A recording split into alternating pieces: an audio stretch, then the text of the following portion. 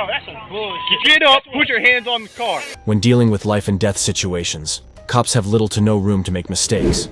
But what happens when they mess up and arrest the wrong person? That is the case of Patrick Mumford. What's your name? I'm going to ask you one more time. We probably need to talk to you. So, what's your name?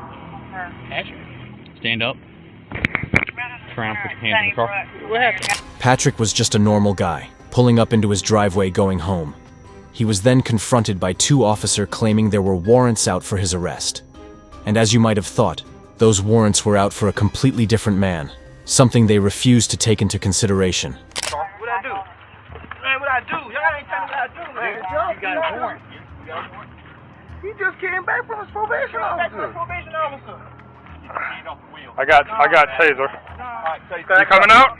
You coming out? Come out. Get your hands out now. You got 3 seconds. Hold on, man. 3 seconds. Do not reach. Get up. Put your hands on the car. Show me the warrant. Come out. Show me the warrant. 2. Show me the warrant. All right, take me. All right, move. You coming out or not? Man, y'all ain't even Stand let me back. know what's going on. Come out. You got a warrant. I'm not telling you again. You better get out of the car. Y'all ain't let me know what's Get out of the car. Get out of the car. Man, y'all better leave me alone. Get out of the car. Man, y'all better leave me alone, cousin. Move, Fox, move. Patrick is visibly distraught but still gives the officers their name. Determined that they have their guy, they don't ask for his ID or any other indicator he is who he is saying. They go on with what they intended. What's going on, man? Just off me, man. He keeps reaching for his back. Ah!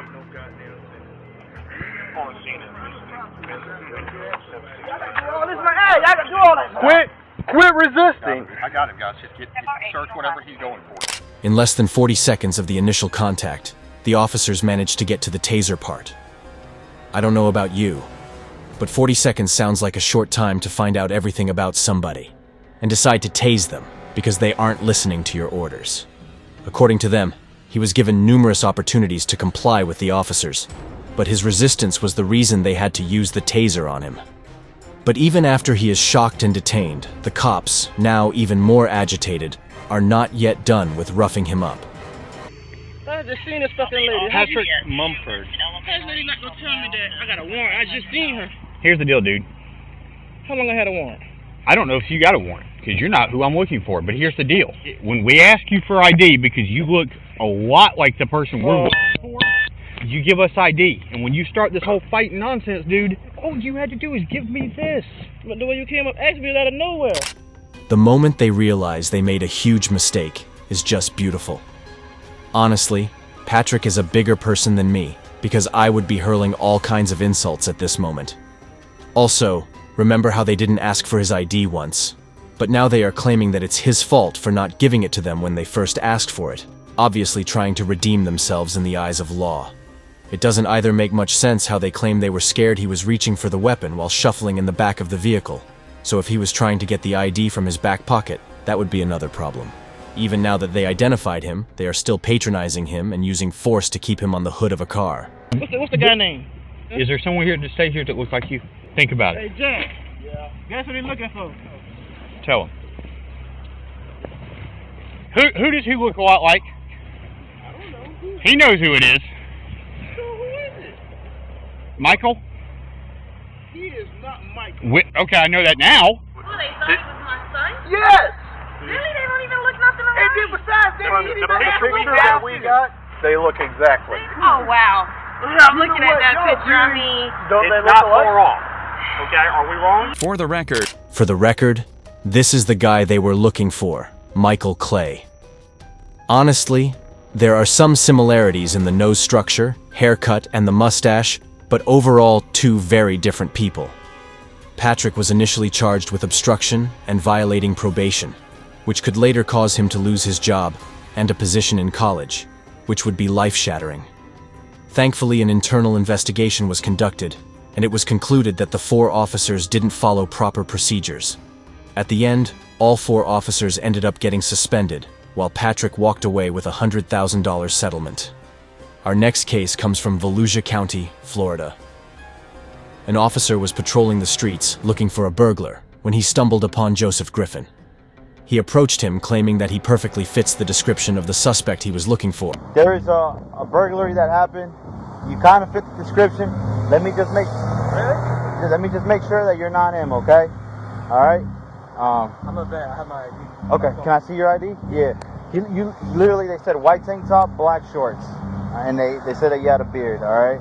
So I'm not saying it's you, but it was a black male. Again, not saying it's you, but Both sides are acting extremely calm and respectful. Joseph shares that he is live streaming because he just had a daughter a couple of days ago and wants to make sure he is safe. Officer tells him that he isn't under arrest, but just being detained until they can clear whether he is or isn't the person they are looking for. This makes sense because if he really was the suspect they are looking for, they don't want to give him a chance to start running and escape. just bear with me, okay? Because you fit the description. I'm not saying you're guilty, but my sergeant's telling me to detain you. That's my sergeant. I got you. I just had a daughter born 2 days ago, so I just have this online. It's live. I'm not Do trying you to- mind? Do you mind setting it down here? Just for now, I'm gonna detain you. Look, you're not under arrest. I'm detaining you right now because you fit the description. Okay? Just hang tight for me, okay, buddy? The officers are really trying their best to talk to Joseph and keep him as calm and comfortable as possible. You can imagine that it's not so easy being in handcuffs while being completely innocent. Even so, Griffin remains calm and cooperative, just as you should when met with these kinds of situations. We're not saying it's you, but you fit the description. That's why I'm detaining you. If it's not you, we're gonna cut you loose and you're free to go, okay? But I just want you to see through us why, 7 cop cars, so hey, everything going on is just a little bit scary. Yep. This is it was a burglary. It's a burglary. It's serious. It's not a joke. These guys that are getting ready to go home, and we're coming in, so that's why you have so many. After 10 minutes, they managed to contact the witness who received a picture of Joseph in hopes of identifying him. He's doing a good job at staying respectful and composed, but you can definitely still tell he's on edge. We appreciate you being very cooperative. Other people would just. I'm not trying to get shot over this. You ain't gonna get Seriously, do you really think we want to be out here killing people? Do you honestly think that? I'm a military police. Like I said, brother, I've been in the same boat. A show-up is a procedure in which a witness is shown a picture of a possible perpetrator and can tell if that is or isn't who they are looking for. Often, the police are given vague descriptions of the suspects, because going into too much detail might hurt the case and end up in police letting the offender go. But sometimes, like in this case, the vagueness can lead to a false positive. So good news for you. The witness is saying that the clothes you're wearing and all that doesn't fit the description. It's called a show-up. So we got a picture. Again, he's gonna run it through, make sure it's not you, and from what it looks like, buddy, you'll be out of here, okay? At the end, Joseph was let go, and the real suspect was found later that day. It's videos like this that really show how easy and nice everything can go when both sides act reasonable and cooperate. If you enjoyed this video, then you will definitely love this one. Trust me, I'll see you there.